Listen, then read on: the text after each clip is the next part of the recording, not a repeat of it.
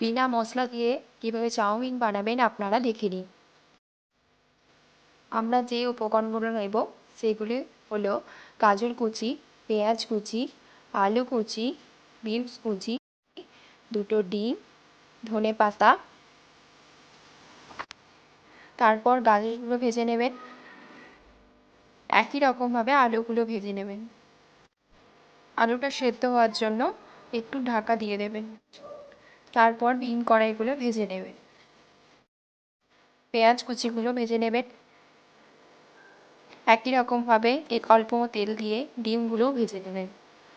এবার আমার সমস্ত ভাজা কমপ্লিট।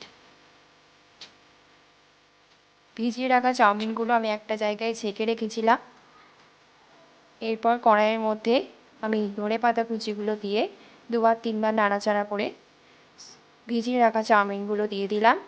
তার উপরে সমস্ত উপকরণগুলো যেগুলো ভেজে রেখেছিলাম সেইগুলো দিয়ে আমি 5-10 মিনিট নাড়াচাড়া করলাম।